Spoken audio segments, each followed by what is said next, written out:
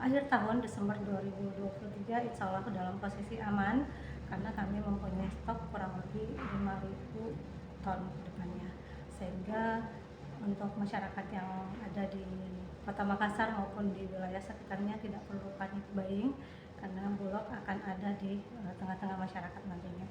Terkait dengan kondisi El Nino yang diperkirakan oleh BMKG, ya, insya Allah kami di Kota Makassar ini dengan kondisi persediaan yang sampai hari ini alhamdulillah masih bisa tercukupi, baik itu dari segi pangan dan lain-lainnya.